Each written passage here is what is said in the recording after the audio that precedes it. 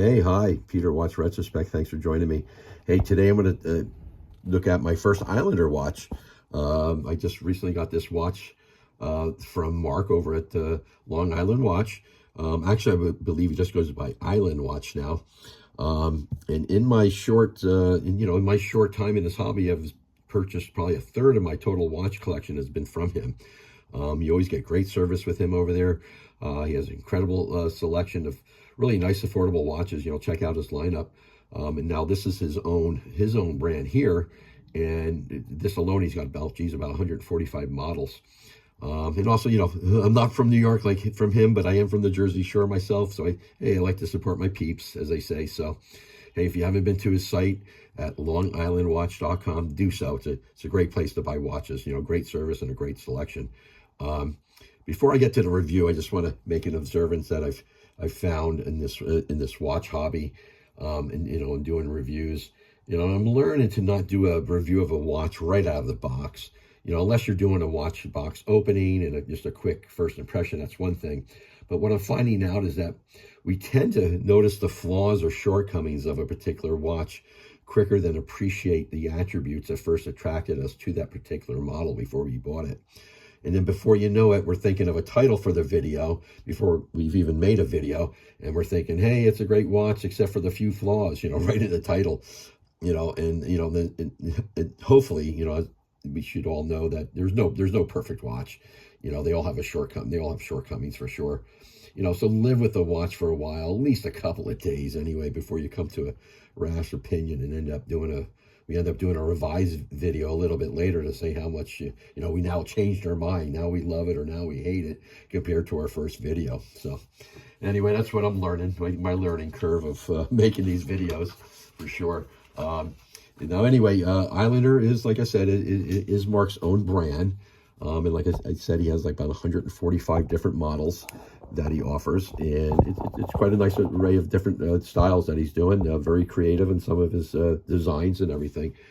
This one here that we're looking at, this is an ISL-07. It's obvious a tribute watch to what I'm learning is a very iconic Seiko, the SKX 007.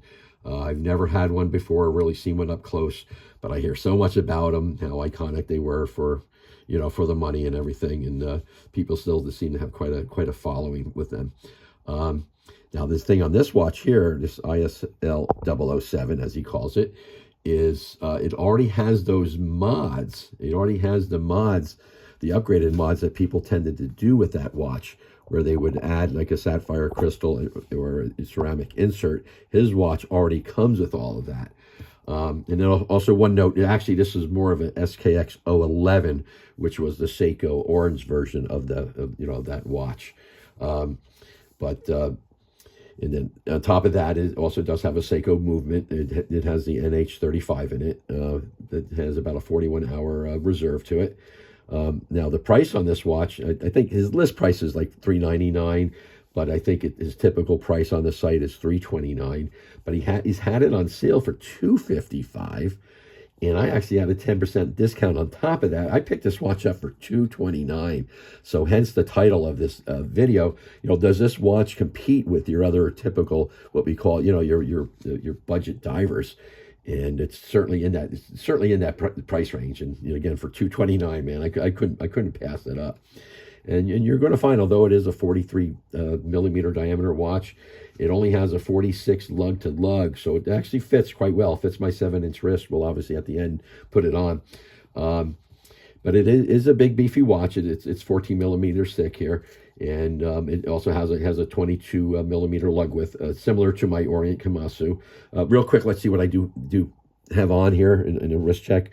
Obviously, one that I have here that's a great choice for this video is my Doxa. Love my Doxa. This is my sub 200, and obviously with the orange dial. So that's an obvious reason why I wore this one for this video. And then my other one, and again, I think an obvious choice since we're talking about budget divers, and this one here is considered by many one of the kings of budget divers that's been around for quite a few years, and that's the Orient Komatsu. And it's similar that it has the 22 millimeter lug width, just like this version of the Islander that we're looking at. So those are the two watches I thought would be apropos for wearing for this video here. Let's get her back in focus. But it does, like I said, it does actually fit it does fit quite well for being a pretty wide watch. But I'm finding it's the heaviest watch I have too. I typically weigh all my watches to see where they're at, and this thing weighs 168 grams with 2 links removed. I think he listed for close to like 180 with all the links on it on his website. But it's the beefiest watch, and like I said, the heaviest watch that I got. It comes in this very simple box. I kind of laughed at. I thought it was a little funny. He's got a very generic box. It doesn't even have a part number, so I guess all his watches come in this real simple box. And again, there's no part number or anything on it, and it just comes with a simple pillow.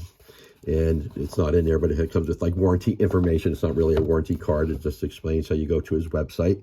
And another thing it does come with is a really nice screwdriver. He actually includes a screwdriver. We'll get talking about the bracelet, and the bracelet does have screw-in links, so it includes a really nice screwdriver that I'm using on all my other watches in a few days that I've had it. So very cool, very nice move by Mark there. But anyway, let's take a little closer look at it. Let's talk about the bracelet first, because the bracelet is like, geez, for a $229, we'll say a $250 watch. I mean, that's what he's had it on for sale. Very nice bracelet for a watch in this price range. It is, like I said, it is 22 millimeters here. Let's again get back in focus.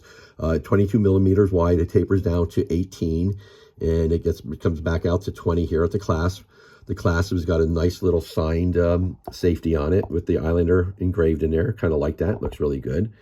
And then it's got a nice little double push deployant, machined mechanism in here.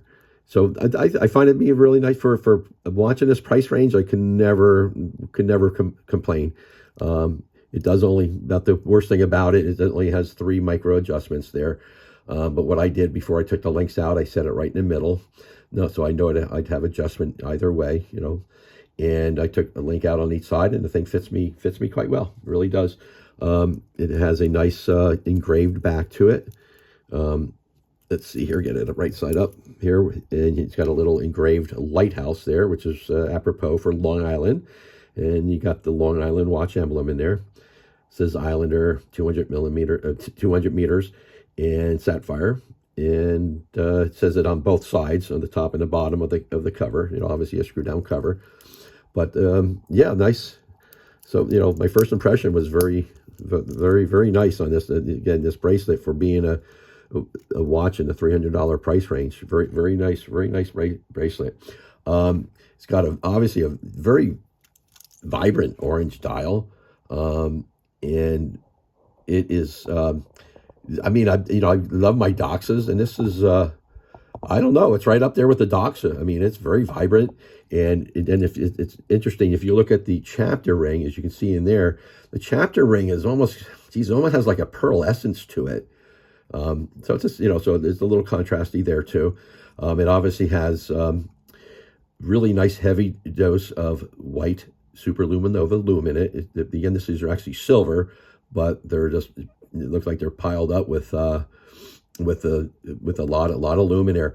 This looms really well. It's daytime here, and I really can't get a good lume picture of this. I tried it earlier. It just isn't going to come out well loomed. But this watch, the lume is quite good. It lasts a good, it lasts a good hour and a half, where it's more than legible.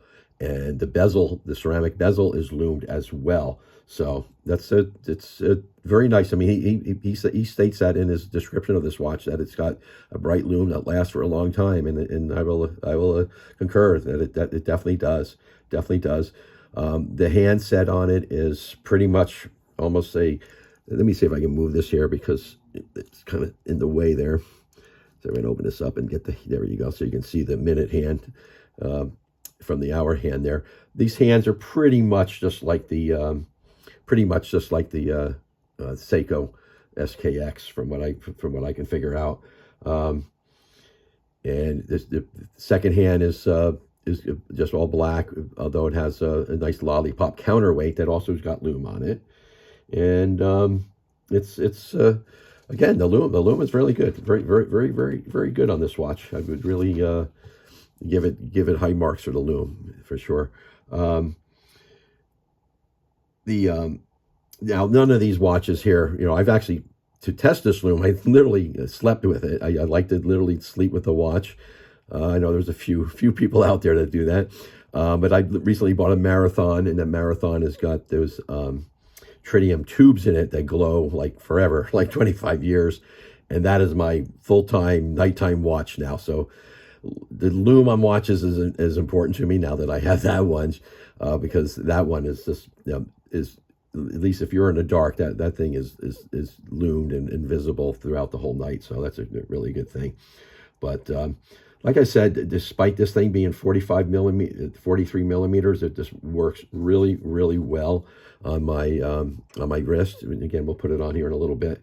But the only thing I really don't like about it is the crown guard. The crown guard on it is, to me, a little awkward. It is, again, a copy of what the SKX is like. And if you look at it, they're kind of kicked back. It's kind of kicked back and kind of offset from the crown. And so when you go to manipulate it, your hands, push this in so the hands don't move, you kind of rubs on your back finger. The front, you got the great purchase area on the front, but the back of the crown is a little hard to really get your finger on there, just because of the way the crown guard is designed. But it's like any other watch. You play with it for a little while, you live with it for, within a few days, a few times of adjusting the time, you get it figured out. You definitely get it figured out. So that would be one of the shortcomings. Didn't really talk much about the way the case is, as far as it is polished on the side, as is the bracelet is polished on the side, and in the same way, you got brushing on the top of the case and the lugs, and the bracelet is brushed. Pretty typical these days. Other than a crown, one I don't know if I want to say disappointment, but just shortcomings I find with this watch. Now, the bezel's a great bezel, that it has a ceramic bezel that's fully loomed. All that printing there is loomed, and it lasts as long as the dial does. So compared to some of the other watches I have, I'm telling you, the lume on this watch is actually quite good, really quite good. But the bezel action is, I don't know if you can hear this. It's kind of tinny to me. It just sounds a little tinny. It pretty much lines up right now. I already went past it, so you can't tell. But it does line up pretty much. There is a little bit of back play in it. But it doesn't bother me too much. But the bezel is just definitely not one of its strong points, as far as the way it turns and the sound of it and everything. But hey, that's something like that. That's not a deal breaker on this watch, because I still think this is an outstanding value watch. Looks great.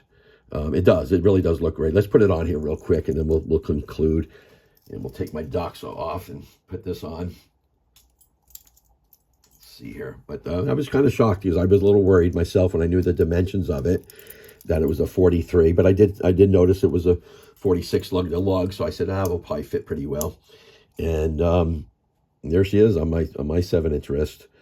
And again, that bracelet is nice. You've got a nice, elegant taper to it. The clasp, we got that little Islander embossed in there, kind of like that. It's pretty clean.